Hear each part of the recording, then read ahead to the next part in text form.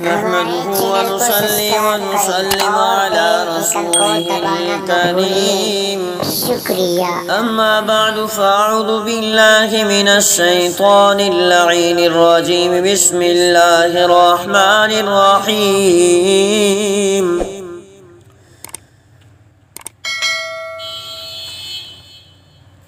لقد جاءكم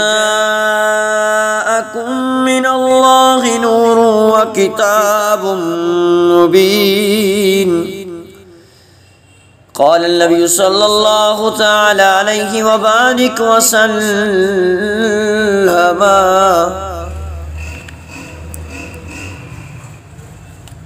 أنا سيد ولد آدم فقد لا فخر وإنما بعثت لأتمم مكارم الأخلاق وقال النبي صلى الله تعالى عليه وبارك وسلم وإنما بعثت معلما أو كما قال عليه الصلاة والسلام صدق الله وصدق رسوله النبي الصادق الأمين ونحن على ذلك لمن الشاهدين والشاكرين والحمد لله رب العالمين.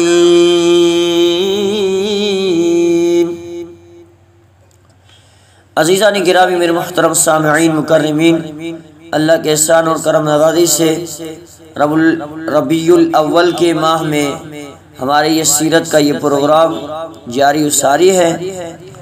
ولادت کی کچھ جھلک میں نے کل آپ کے سامنے بیان فرمایا، اور آج کچھ جھلک اور بھی تاریخ کی حوالے سے کہ نبی علیہ السلام کی تاریخ جب پیدائش ہوئی، اس تاریخ کو کون کون سے اہم کارنامے نظر آئے، کن عنوان کے ساتھ بیان کیے گئے، سیرت کی کتاب ان حوالے سے کیا فرماتے ہیں، ذرا توجہ فرمائیں. اگر محبت اور الفت سے اگر آپ بیٹھے ہیں، محبت اور الفت سے سننا چاہتے ہیں تو اس بیان کو آخر تک سنیں، انشاءاللہ بہت فائدہ ہوگا. سرکار دو عالم صلی اللہ علیہ وسلم کی ولادت کا دن بڑا تاریخی اور عظیم دن تھا. کسرا کے امام من سلسلہ آیا حضور کے پیدائش کی وجہ سے جس سے اس کے محل کے 14 کنکرے گر گئے. فارس کا آتش کدہ جو ہزاروں سالوں سے روشن چلا آ رہا تھا اچانک بجھ گیا. دریائے ساواج خشک ہو گیا میرے حضور کے پیدائش سے. جب صبح ہوئی تو کسرا نہایت پریشان تھا، لیکن اس کا اظہار اس لیے نہیں کرتا تھا کہ اس کے شانہ وقار میں فرق آ جائے گا. اسے پتہ چل گیا تھا بھائی اگر میں بیان کر دوں لوگ مجھے، میری بادشاہی میں فرق آ جائے گا، لوگ مجھے کم سمجھنے لگیں گے، پاگل سمجھنے لگیں گے.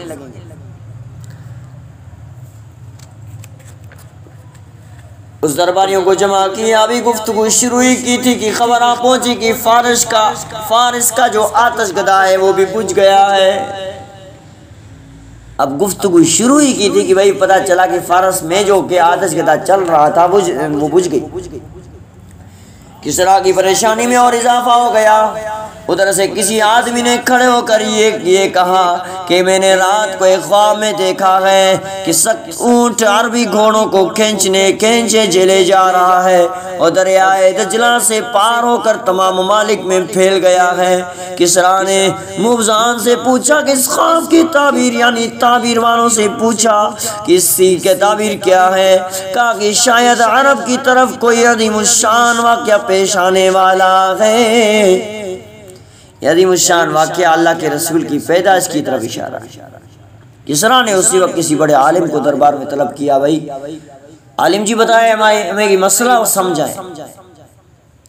ایک بہت بڑا عالم جس کا نام عبد المسیح غسانی تھا جو دربار میں حاضر ہوا. عبد المسیح غسانی جب حاضر ہوا تو بادشاہ نے کہا جس چیز کو میں تم سے پوچھنا چاہتا ہوں کیا تم اس کے بارے میں علم رکھتے ہو؟ عبد المسیح نے کہا بیان کریں، اگر مجھ کو علم ہوا تو میں بتا دوں گا، ورنہ کسی جاننے والے کی طرف رہنمائی کر کے اس سے پوچھ کے آپ کو ضرور بتاؤں گا. بھئی آپ تو پوچھے تو صحیح. بادشاہ نے سارا واقعہ بیان کیا کہ مسئلہ یہ ہے بھئی. اس نے کہا اس کی تحقیق میرے ماموں ستی سے ہو سکے گی، جو میرا ماموں ہے جس کا نام ستی ہے اس سے ہو سکے، جو اس وقت ملک شام میں رہتے ہیں۔ کسریٰ نے اس کو حکم دیا تم خود اپنے ماموں سے اس کی تحقیق کر کے آؤ۔ تو یہ عبد المسیح اپنے ماموں سطیح کے پاس پہنچتا ہے۔ اس سطیح کا آخری وقت تھا، وہ بالکل سکرات کے وقت میں مگر ہوش ابھی باقی تھی۔ عبد المسیح نے جا کر سلام پیش کیا اور کچھ اشعار پڑھے جن میں کسریٰ بادشاہ کا واقعہ تھا۔ سطیح عبد المسیح کی باتوں کا جواب اور خواب کی تعبیر پیش کرتا ہے۔ کہا کہ عبد المسیح خوب سن لے، یہ وقت ہے کہ جب قرآن کی تلاوت ہوگی اور صاحب عصا ظاہر ہوگا۔ یعنی فرمایا کہ محمد مصطفیٰ احمد مجتبی مبعوث ہو گئے ہیں، وادی سماوا جاری ہوگا اور دریائے ساوا خشک ہو جائے گا۔ فارس کی آگ بجھ جائے گی تو ستی کے لیے شام نہ رہے گا۔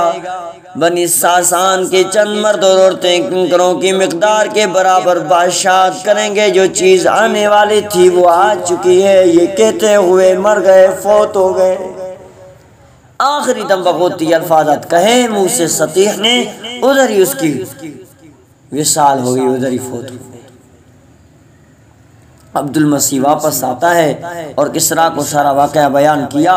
کسریٰ نے یہ سن کر کہا کہ 14 سلطنتوں کے گزرنے کے لیے ایک زمانہ چاہیے، مگر زمانے کو گزرتے کی کیا دیر لگتی ہے بھائی؟ زمانہ گزرتا ہے، وقت گزرتا ہے، وقت نہیں لگتا، گزر سکتا ہے، جلدی ختم ہو جاتا ہے،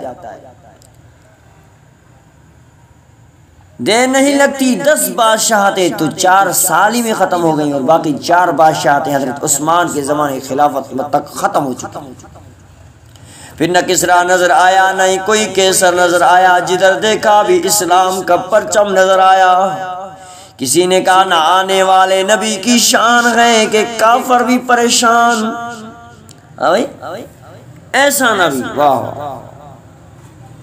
یہ باتیں مدراج النبوت سے، سیرت مصطفیٰ کتاب مدراج النبوت سے لی گئی۔ ذرا توجہ فرمائیں، حضور کریم صلی اللہ علیہ وسلم کی ولادت بسعادت پر جنت کے دروازے کھول دیے گئے کہ میرے محبوب پیدا ہو گئے، آسمانوں کو دروازے کھول دیے گئے، میرے محبوب پیدا ہو گئے، فرشتوں نے ایک دوسروں کو بشارت دینے لگے کہ محبوب انبیاء پیدا ہو گئے، پہاڑ بلند ہو گئے کہ محبوب انبیاء پیدا ہو گئے، سمندروں میں طغیانی آ گئی کہ محبوب انبیاء پیدا ہو گئے، مخلوق نے ایک دوسروں کو بشارت دینے لگے کہ محبوب عربی پیدا ہو گئے، ایک جنگل کے جانوروں نے دوسرے جنگل کے جانوروں کو خوشخبریاں سنائی کہ محبوب عربی پیدا ہو گئے، ایک سمندر کی مچھلیوں نے دوسرے سمندر کی مچھلیوں کو بشارت دی کہ محبوب عربی پیدا ہو گئے۔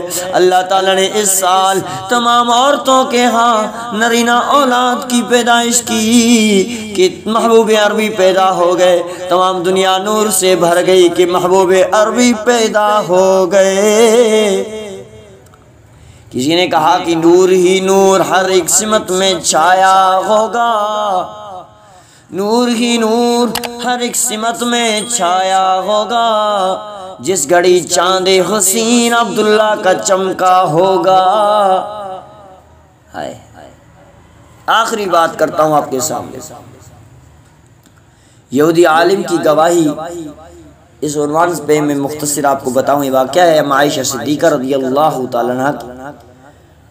ام عائشہ صدیقہ رضی اللہ تعالیٰ سے روایت ہے کہ مکہ میں ایک یہودی عالم تجارت کی غرض سے رہتا تھا، تجارت کیا کرتا تھا۔ جس طرح سرکار دو عالم صلی اللہ علیہ وسلم پیدا ہوئے تو اس نے قریش سے پوچھا کہ آج رات تم میں کوئی بچہ پیدا ہوا ہے کہ کیا؟ اس نے بتایا کہ اس کے شانوں پر مہر نبوت لگی ہوئی ہے اور وہ 2 روز تک اپنی والدہ کا دودھ نہیں پیے گا۔ اس نے کہا ہمارے تحقیق اور علم کے مطابق وہ نبی آخر زمان ہے۔ یہودی نے کہا کہ میری تحقیق کے مطابق اور پچھلے کتابوں کے تحقیق کے مطابق وہ آخر زمان نبی ہے۔ اسے لوگوں نے بتایا کہ سرکار سردار مکہ کی بہو کے ہاں ایک بچہ پیدا ہوا۔ سرکار مکہ کے بہو کے ہاں ایک بچہ پیدا ہوا، چنانچہ وہ یہودی عالم آپ کو دیکھنے کے لیے گیا۔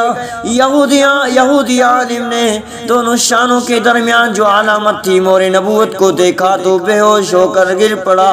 جب ہوش آیا تو اس نے کہا افسوس، بنی اسرائیل سے نبوت لی گئی، کتاب بھی لی گئی۔ پھر اس نے قریش کو مخاطب ہو کر کہا یہ بچہ تم پر ایسا حملہ کرے گا جس کی خبر مشرق اور مغرب تک پھیل چکی ہے۔